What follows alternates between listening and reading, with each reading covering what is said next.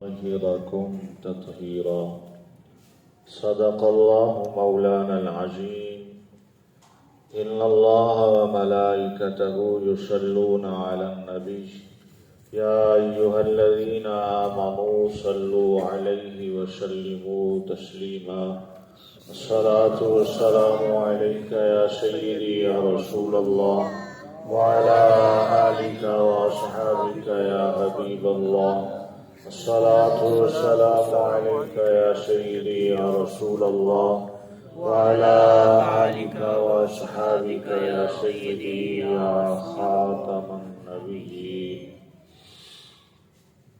اللہ تعالیٰ کے فضل و توفیق سے ہم نے نماز باجماعت ادا کی. اب روحانی محفل پاک بسلسلہ عظمت و شان اہل بیت اطہار رضوان اللہ تعالیٰ علیہم اجمعین میں موجود ہیں. دعا ہے اللہ تعالیٰ ہم سب کی حاضری اپنی پاک بارگاہ میں قبول و منظور فرمائے. آمین. حضرت سیدہ طیبہ طاہرہ خاتون جنت بلکہ جنتی خواتین کی سردار بنت رسول جگر گوشہ رسول حضرت فاطمہ بطول رضی اللہ تعالی عنہا، آپ کی عظمت و شان آپ نے کل سماعت فرمائی. کچھ من گھڑت تاریخی غلط باتیں اور روایات کچھ کتابوں میں بھی لکھی گئی اور کچھ لوگ بیان بھی کرتے ہیں. آج اس حوالے سے گفتگو ہوگی انشاءاللہ. پہلی بات یہ ہے، سب سے بڑا مسئلہ جو بنایا گیا حضرت ابوبکر صدیق رضی اللہ تعالی عنہ سمیت خلفائے راشدین پر یہ بہتان لگایا جاتا ہے کہ انہوں نے حضرت سیدہ خاتون جنت کا وراثت کا حصہ باغ فدق کا وہ چھین لیا. اور باقاعدہ اسی طرح وہ کہتے ہیں اور اسی طرح لکھتے ہیں کہ ابوبکر نے حضرت فاطمہ سے باغ فدق چھین لیا. یہ لفظ ہی کتنا قابل مذمت ہے. چھین لینا، غصب کر لینا، یہ صحابہ کی شان کے خلاف ہے. اب وہ اپنے تئیں یہ سمجھتے ہیں کہ ہم سیدہ خاتون جنت کی محبت میں یہ بات کر رہے ہیں، حالانکہ ایسا نہیں ہے. جس دل میں محبت اہل بیت ہوگی اس دل میں محبت صحابہ ضرور ہوگی، کیونکہ اہل بیت نے صحابہ کی محبت سکھائی ہے.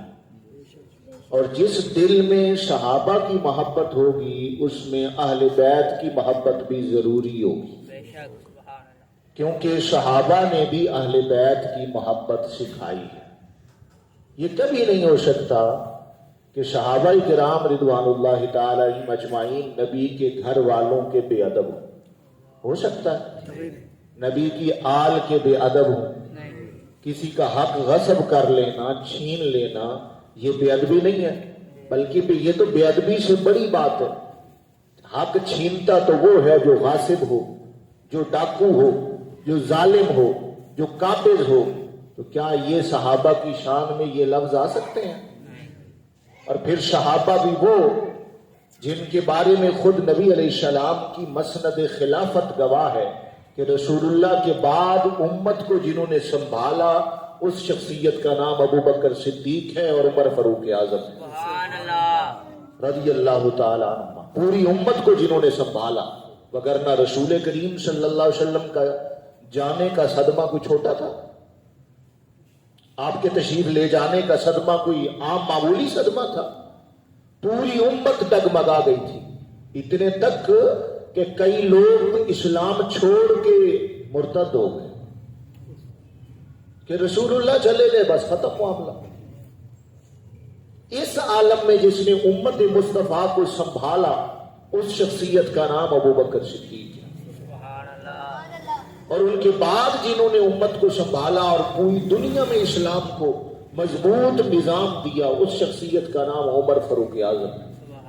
بہرحال باغ فتق پر بڑی لمبی چوڑی تقریریں اور سارا ایک فرقہ اسی ایک بات پہ کھڑا ہوا ہے، جس سے سنو وہ یہی بات کرتا ہے۔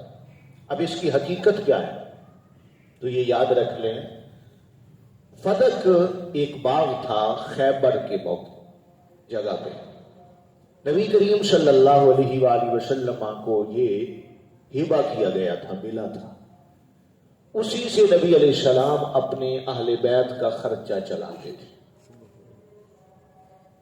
نبی کریم صلی اللہ علیہ وآلہ وسلم کا جب انتقال ہوا تو حضرت خاتون جنت سیدہ طیبہ حضرت فاطمہ زہرا رضی اللہ تعالی عنہا نے حضرت ابو بکر صدیق کی خلافت میں یہ گزارش کی کہ یہ جو فدق ہے یہ ہمارا ہے۔ نبی علیہ السلام کا میرے بابا جان کا انتقال ہو گیا، اور جب کسی کے والد کا انتقال ہو جائے تو جائیداد اولاد کو ملتی ہے، لہذا یہ ہماری جائیداد ہے، ہمیں دی جائے، اتنی بات ہے۔ حضرت ابو بکر صدیق رضی اللہ تعالیٰ عنہ نے جواب دیا کہ نبی صلی اللہ علیہ وآلہ وسلم نے خود ارشاد فرمایا انبیاء جتنے بھی ہیں ان کی وراثت دنیا نہیں ہوتی، ان کی وراثت علم و فضل ہوتا ہے۔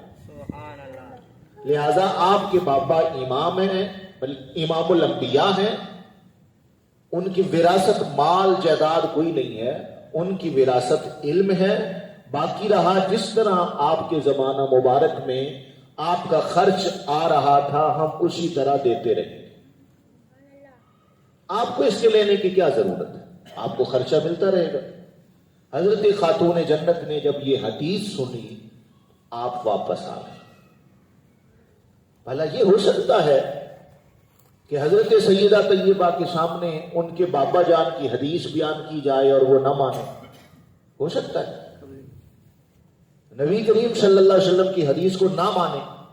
جب یہ حدیث سنی تو واپس آ گئی۔ یہاں محدثین نے لکھا کہ سیدہ طیبہ کے ذہن میں اس وقت یہ حدیث نہیں تھی، اس وجہ سے وہ جا کے مطالبہ کیا۔ جب حضرت ابو بکر صدیق نے حدیث سنائی ان کو بھی یاد آ گئی واقعی میرے بابا نے یہ کہا ہے، تو واپس آ گئی۔ اور یہاں بعض تاریخ دانوں نے بھی لکھا کہ نہیں، وہ ناراض ہو کے واپس آئی اور ساری زندگی حضرت ابو بکر سے ناراض رہے۔ بلکہ انہوں نے یہ بھی لکھا کہ حضرت خاتون جنت نے وصیت کی کہ میں مر جاؤں تو میرے جنازے کی اطلاع ابو بکر کو نہیں دینی، نہ ہی انہیں جنازے میں شریک ہونے دینا ہے۔ یہ شیعہ کہتے ہیں، ان کی کتابوں میں بھی لکھا ہوا ہے۔ اور اسی بات کو لے کر ایک عام بات مشہور کی جاتی ہے، جی حضرت ابو بکر صدیق نے حضرت خاتون جنت کا جنازہ نہیں پڑھا، ان کو منع کر دیا گیا تھا کہ آپ نے جنازے پہ نہیں آنا۔ حالانکہ صحیح روایت یہ ہے، اور یہ بات ہمارے محدثین نے بھی لکھی اور شیعوں کے جتنے بڑے بڑے عالم ہیں انہوں نے بھی یہ بات لکھی ہے، اور یہ بات اور یہ حدیث روایت کوئی معمولی نہیں ہے۔ اس حدیث کو بیان کرنے والے حضرت امام مالک رضی اللہ تعالیٰ عنہ جو مدینہ شریف کے امام ہیں، انہوں نے حضرت امام جعفر صادق سے یہ بات سنی ہے، توجہ سے سنی۔ امام جعفر صادق فرماتے ہیں مجھے امام باقر نے بتائی، امام باقر فرماتے ہیں مجھے امام زین العابدین نے بتائی۔ سبحان اللہ۔ اب بتائیں یہ بتانے والے عام بندے ہیں؟ ان کے گھر کے ہیں، اہل بیت ہیں۔ امام جعفر صادق بھی اہل بیت ہیں، امام باقر بھی اہل بیت میں سے ہیں، امام زین العابدین تو پھر سبحان اللہ۔ سبحان اللہ۔ امام زین العابدین فرماتے ہیں جب خاتون جنت حضرت سیدہ فاطمہ زہرا کا انتقال ہوا، اچھا یہ امام زین العابدین کیا لگتے ہیں حضرت فاطمہ کے؟ امام حسین کے بیٹے ہیں نا، کیا لگتے ہیں؟ پوتے۔ کہتے ہیں جب ہماری دادی جان کا انتقال ہوا، آپ کے جنازہ پڑھانے کے لیے جب رکھا گیا تو حضرت ابو بکر بھی آئے، حضرت عمر بھی آئے، سبحان اللہ، اور اگلی صف میں کھڑے ہوئے حضرت علی شیر خدا نے حضرت ابو بکر کا ہاتھ پکڑا اور پکڑ کے مصلی پہ کھڑا کر کے کہا ابو بکر تم جنازہ پڑھا۔ سبحان اللہ، میں نہیں کہہ رہا، امام زین العابدین کہہ رہے ہیں۔ کوئی عام مورخ یا کوئی عام بندہ کوئی بات لکھتا تو کوئی شک بھی ہو سکتا تھا بھئی اس نے ڈنڈی ماری ہوگی، بھلا یہ سارے امام ڈنڈی مار سکتے ہیں؟ نہیں، فرماتے ہیں ابو بکر صدیق کا ہاتھ پکڑا حضرت علی نے، فرمایا تم جنازہ پڑھاؤ۔ حضرت ابو بکر صدیق نے آگے سے فرمایا علی تم خود موجود ہو، تمہارا زیادہ حق ہے، تمہاری زوجہ ہے، تمہارا زیادہ حق ہے، تم پڑھاؤ۔ آگے سنو، حضرت علی شیر خدا فرمانے لگے واللہ، اللہ کی قسم، جہاں نبی کا خلیفہ ابو بکر موجود ہو وہاں میں جنازہ نہیں پڑھاؤں، لہذا جنازہ آپ نہیں پڑھا۔ حضرت ابو بکر صدیق نے حضرت خاتون جنت کی نماز جنازہ پڑھائی اور حضرت علی پیچھے کھڑے ہو کر نماز پڑھی۔ اب کتنا سارا فرق ہے، ایک بات وہ کہ حضرت ابو بکر کو بتایا ہی نہیں، وہ جنازے میں آئے ہی نہیں، اور خود گھر والے کہتے ہیں نہیں جنازہ پڑھایا ہی حضرت ابو بکر نے۔ کتنی من گھڑت اور جھوٹی باتیں، اور یہ بات کسی ایک کتاب میں نہیں لکھی، اس بات کو الریاض النظرہ میں لکھا گیا، ذخیرۃ الحفاظ میں لکھا گیا، کنز العمال میں لکھا گیا، الطبقات الکبریٰ میں لکھا گیا، اور شیعوں کی بڑی بڑی کتابوں میں یہ بات لکھی ہوئی۔ حضرت خاتون جنت کی نماز جنازہ کس نے پڑھائی؟ حضرت ابو بکر صدیق نے رضی اللہ تعالی عنہ۔ اچھا ایک اور بات، حضرت سیدہ طیبہ جب بیمار ہوئیں آخری ایام میں تو حضرت ابو بکر صدیق رضی اللہ تعالی عنہ نے اپنی زوجہ محترمہ حضرت اسماء بنت امیس، حضرت ابو بکر صدیق کی زوجہ اسماء بنت امیس، حضرت ابو بکر صدیق نے اپنی زوجہ کی ڈیوٹی لگائی کہ تم جا کے خاتون جنت کی خدمت کرو۔ اب مجھے سمجھائیں، آپ بتائیں، ایک طرف وہ بدبخت کہتے ہیں ان کی لڑائیاں تھیں، ایک طرف یہ خدمت کے لیے جا رہے ہیں، تو میں کس کی بات مانوں؟ محدثین کی، ان کے گھر والے امام زین العابدین کی، یا آج کے کسی ذاکر کی؟ ابو بکر صدیق فرماتے ہیں اسماء تم نے جتنے دن بیمار ہے خاتون جنت تم نے خدمت کرنی، اور یہ ایک بات شیعوں نے بھی لکھی، اب بھی مانتے ہیں، اب بھی جا کے ان سے پوچھ لینا حضرت خاتون جنت کا جب انتقال ہوا تو غسل کس نے دیا، پوچھنا ان سے ذرا، تو انہیں بتانا پڑے گا کہ حضرت خاتون جنت کو غسل دینے والوں میں پہلے نمبر پہ حضرت ابو بکر صدیق کی بیوی اسماء بنت امیس جنہوں نے غسل دیا۔ اب مجھے بتائیں، بیوی غسل دے رہی ہو اور شوہر کو پتہ ہی نہ ہو جنازے کا، کتنی کم عقلی اور نادانی کی بات ہے۔ نہیں جی ابو بکر کو بتایا ہی نہیں گیا کہ جنازے میں نہ آئے، بیوی غسل دینے والی ہے اور شوہر کو پتہ ہی نہیں ہے جنازے کا، اور گھر والے کہہ رہے ہیں نہیں جی ہماری دادی جان کا جنازہ پڑھایا یہ ابو بکر صدیق نے، غسل ان کی زوجہ محترمہ حضرت اسماء بنت امیس نے دیا۔ تو بات یہ سمجھ آئی کہ یہ سارے جھگڑے، یہ ساری لڑائیاں من گھڑت ہیں اور لوگوں کو فتنے میں ڈالنے کی کوشش ہے، اور یہ صرف سازش غیر مسلموں کی ہے کہ مسلمانوں کو آپس میں تفرقے بازی میں لڑا کے الگ الگ کیا جائے، ان کو جدا کیا جائے۔ لیکن میں آخر میں یہی پیغام دوں گا کہ لڑنے کی جگہ نبی کا گھر نہیں ہے،